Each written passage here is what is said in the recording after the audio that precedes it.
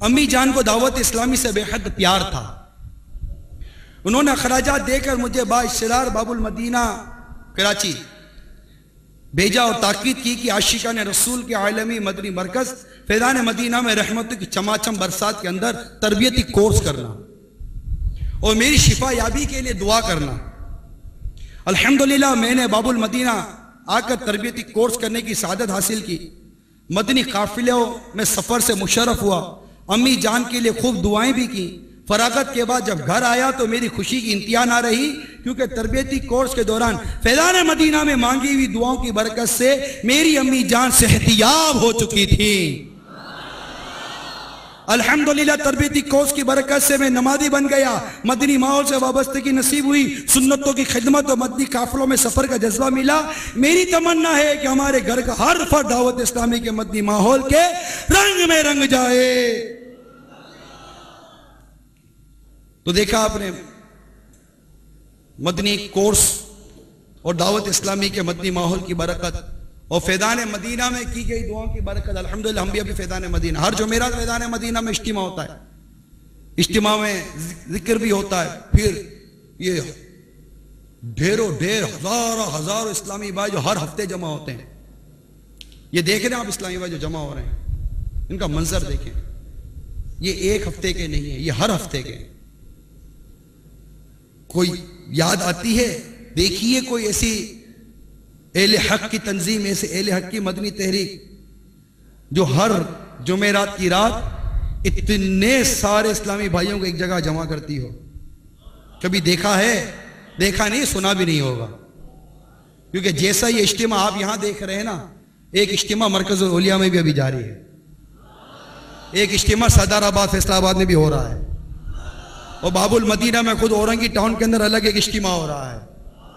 اسی طرح گجرات میں الگ ہو رہا ہے، گجرانوالا میں الگ ہو رہا ہے، حیدرآباد میں الگ ہو رہا ہے، نواب شاہ میں الگ ہو رہا ہے، میرپور خاص میں الگ ہو رہا ہے، سکھر میں الگ ہو رہا ہے.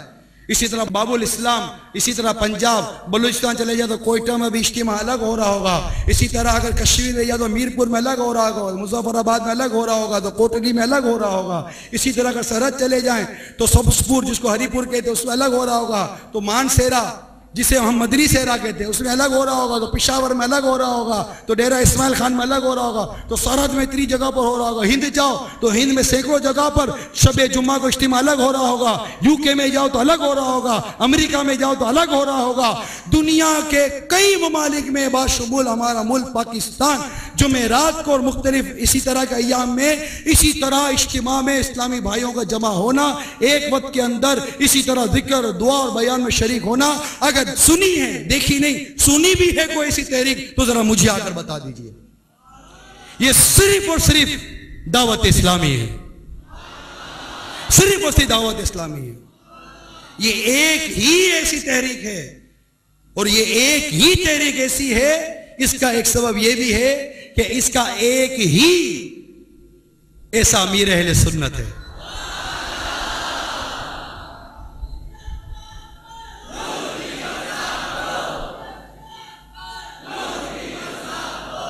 یہی ایک امیر سنت.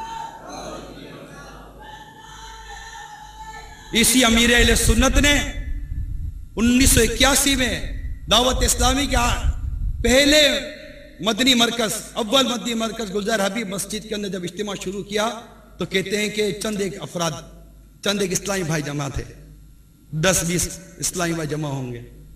یہ 26-27 سال کے عرصے میں جو میں نے ابھی آپ کو صرف اجتماع ہی بیان کیا، دعوت اسلامی 35 سے زائد شعبوں میں کام کر رہی ہے. ایک شعبہ ہفتہ وار اجتماع ہے جس کا ابھی میں نے بیان کیا ہے. وہ 35 شعبے تو بھی مزید رہنے دے ایک طرف. یہ ایک شعبہ ہفتہ وار اجتماع کا جس کا ابھی میں نے آپ کو خاکہ بیان کیا، 26 سال کے اندر آپ برسوں کی تاریخ، سینکڑوں برسوں کی تاریخ لے لو، آپ ایسا اس انداز سے اہل حق کا کیا ہوا کام کہیں سنا اور دیکھا ہو تو مجھے ضرور بتا دیجئے گا، میری معلومات میں اضافہ ہوگا. نہیں ہوگا. یہ کرم میرے غوث پاک کا ہے، یہ کرم میرے غریب نواز کا ہے، یہ کرم میرے داتا گنج بخت علی حجویری کا ہے، یہ کرم میرے نظام الدین اولیاء علیہ رحمہ کا ہے، یہ کرم حاجی علی رحمت اللہ تعالیٰ علیہ کا ہے جو بمبئی میں جلوہ گر ہیں، یہ کرم اولیاء کاملین کا ہے، یہ کرم میرے امام اعظم کا ہے، یہ کرم میرے مجدد اعظم میرے اعلیٰ حضرت کا ہے کہ ان سب کا فیض میرے امیل سنت کے پاس آ رہا ہے، اور امیل سنت کے ان سب کا فیض الحمدللہ دنیا بھر میں تقسیم ہو رہا ہے۔ اور یہ سارے اولیاء کاملین صحابہ کرام سے فیض لیتے نظر آ رہے ہیں، اور یہ سب مل کر میرے مصطفیٰ سے فیض لیتے نظر آ رہے ہیں صلی اللہ علیہ وسلم۔ یہ اس طرح یہ مدنی کاروان چلتا ہی چلا جا رہا ہے۔ آئیے اس کاروان کے ایسے مسافر بنے کہ پھر کبھی یہ کاروان ہم سے جدا نہ ہو۔ دیکھیے آج آپ نے والدین کے بارے میں سنا، تو کبھی نماز کے بارے میں سنیں گے، کبھی روزوں کے بارے میں سنیں گے، کبھی حج کے بارے میں سنیں، کبھی زکوٰۃ کے بارے میں سنیں گے، کبھی سنتوں کے بارے میں سنیں۔ سنتوں کے بارے میں تو کبھی کیا سنیں گے، ہر بیان میں سنتوں کے بارے میں سنایا جائے گا۔ جیسے آج مسواک سنت ہے کہ 10 حروف کی نسبت سے مسواک کی 10 سنتیں سنیے، 10 سنتیں اور آداب بیان کیے جا رہے ہیں۔ زیادہ سے زیادہ ایک بالش تو اور ایک سے لمبی ہو تو اس پر شیطان سوار ہوتا ہے۔ مسواک کے بارے میں نمبر 2، مسواک سیدھے ہاتھ سے کریں اور اس طرح ہاتھ میں لیں کہ چھنگلی انگلی چھوٹی مسواک کے نیچے، بیچ کی 3 اوپر اور انگوٹھا یہ سرے پر ہونا چاہیے۔ کم سے کم 3 بار دائیں، 3 بار بائیں، نیچے اور اوپر مسواک کریں۔ ہر مرتبہ مسواک کو دھوئیں۔ مٹھی بند کر کے مسواک نہ کریں، اس سے بواسیر یعنی پائلس ہونے کا اندیشہ ہے۔ مسواک اس طرح کھڑی رکھیں کہ ریشہ اوپر کی جانب ہو۔ زمین پر ڈال دینے سے پاگل ہو جانے کا اندیشہ ہے۔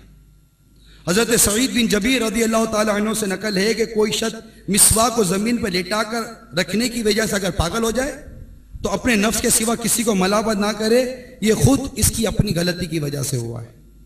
نمبر 7، اسلامی بہنیں بھی مسواک کر سکتی ہیں۔ نمبر 8، دانتوں کی چورائی میں مسواک کریں، لمبائی میں کریں گے تو مسور زخمی ہونے کا اندیشہ ہے۔ چت لیٹ کر مسواک کرنے سے تلی بڑھ جاتی ہے۔ نمبر 10، مسواک قابل استعمال نہ رہے تو اسے پھینک نہ دیں، کیونکہ یہ ادائے سنت ہے۔ اسے کسی جگہ احتیاط سے رکھ دیں یا دفن کر دیں، چاہے تو سمندر میں ڈال دیں۔ تو یہ سنت الحمدللہ ہمیں امیل سنت بتاتے ہیں۔ یہ دعوت اسلامی کا مدنی ماحول جس میں سنتیں سیکھی اور سکھائی جاتی ہیں، یہ سب ہمیں امیل سنت بتاتے ہیں۔ آج آپ نے والد صاحب کے بارے میں سنا، والدین کے بارے میں سنا۔ اللہ تعالی ہم سب کو عمل کی توفیق عطا فرمائے، آمین بجاہ النبی الامین صلی اللہ تعالی علیہ وآلہ وسلم۔ خیر البشر پر لاکھوں سلام، خیر البشر پر لاکھوں سلام، لاکھوں درود اور لاکھوں سلام، لاکھوں درود اور لاکھوں سلام۔ جنوں ملائک تیرے غلام آقا، جنوں ملائک تیرے غلام آقا، سب سے سوا ہے تیرا مقام۔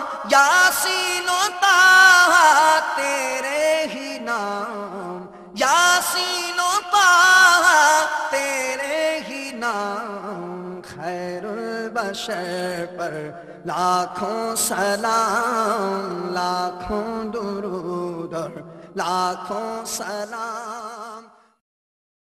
لوٹنے رحمتیں قافلے میں چلو، سیکھنے سنتیں قافلے میں چلو، قافلے میں چلو، قافلے میں چلو، قافلے میں چلو، قافلے میں چلو۔ لوٹنے رحمتیں قافلے میں چلو، سیکھنے سنتیں قافلے میں چلو، قافلے میں چلو، قافلے میں چلو، قافلے